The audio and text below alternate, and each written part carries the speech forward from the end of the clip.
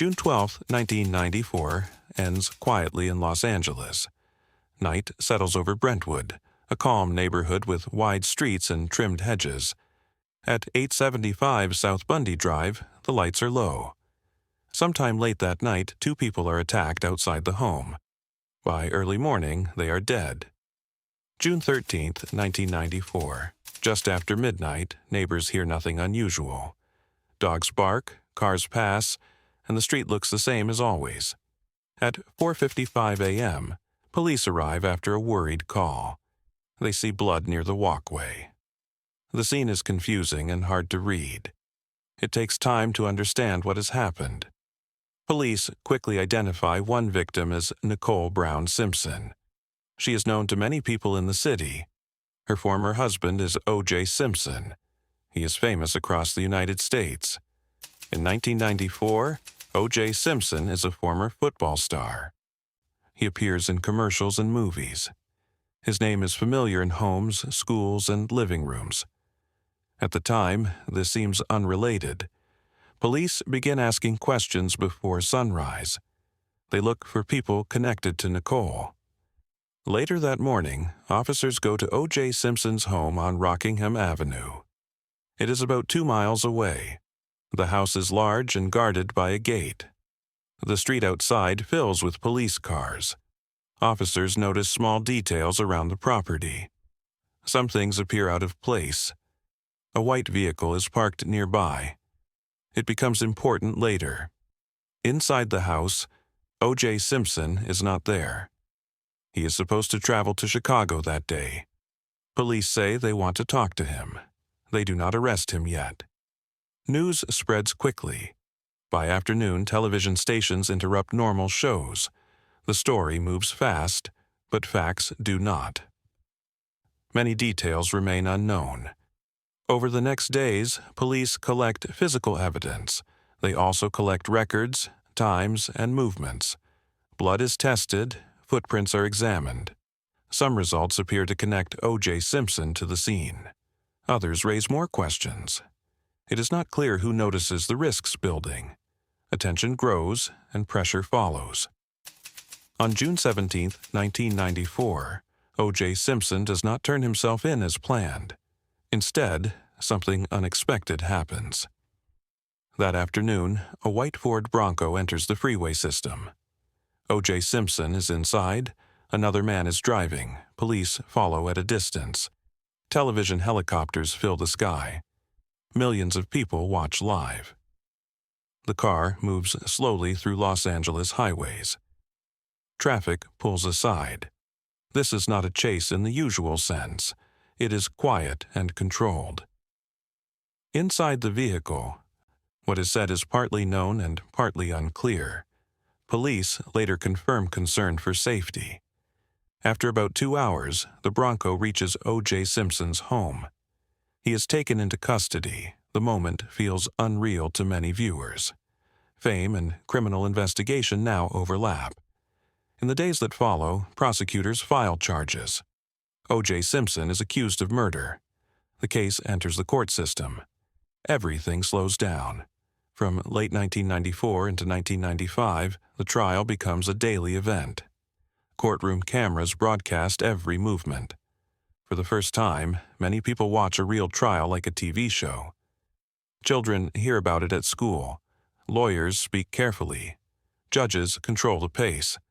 Evidence is shown piece by piece. Nothing is explained all at once.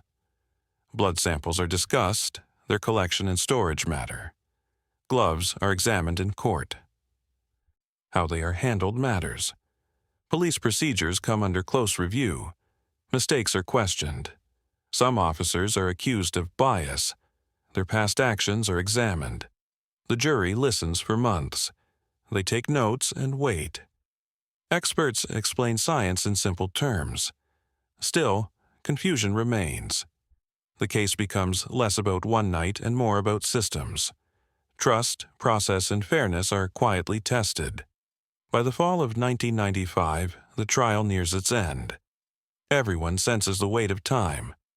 On October 3, 1995, the jury returns. The courtroom is silent. The verdict is read. O.J. Simpson is found not guilty. Across the country, reactions split sharply. Some people feel relief.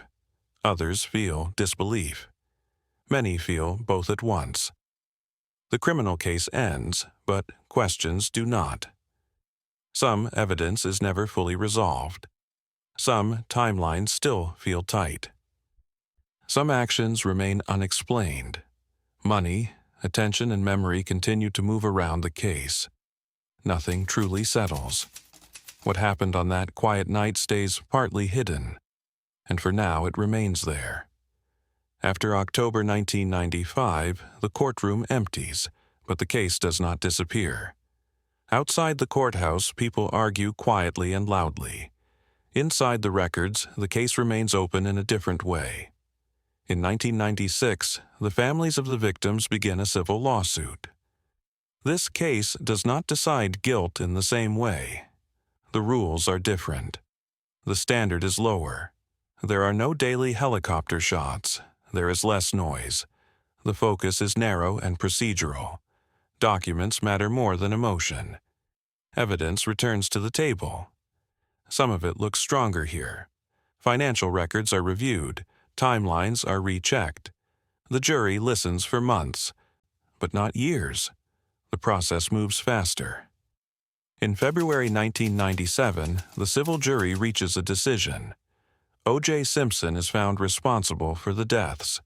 The court orders him to pay damages. The amount is very large. Millions of dollars are assigned. Payment becomes the next problem. Some assets are already protected by law. Others move quickly. Homes, items, and future income become part of the discussion. Money changes shape. Over time, only part of the judgment is collected. Much of it remains unpaid. Years pass. Public focus drifts. The case becomes a reference point rather than a headline. It is mentioned, not followed. Evidence from 1994 still exists in storage. Some items degrade. Other pieces are lost or destroyed. This is documented. People who work the case retire. Some pass away. Memories fade. Certainty does not increase. In the early 2000s, the story returns in books and television specials. Opinions harden. Some viewers see failure in the system. Others see proof that the system worked. There is no agreement. There never is. In 2007, O.J. Simpson appears in the news again. This time, the setting is Las Vegas. The incident involves a hotel room. Several people are present. Police respond, charges are filed, the case is unrelated to 1994. Still, the name brings everything back. In 2008, he is convicted of armed robbery and kidnapping. The sentence is long. He enters prison. The attention fades again. Years pass quietly. Routine replaces spectacle. In 2017, parole is granted. He is released. There is no celebration. There is no resolution. He lives away from the spotlight most days. The past remains attached. The original case stays unresolved in the public mind. No new trial begins. Technology improves, but evidence does not change. Old samples stay old. No recording captures the moments that matter most. No witness saw everything. The timeline remains tight in places, loose in others. Some questions are answered, others are not. What happened between late evening and early morning on June 12, 1994, is still unclear. Only fragments exist. Files remain archived. Some are sealed. The case rests in a space between decision and doubt. It stays there, quiet, incomplete.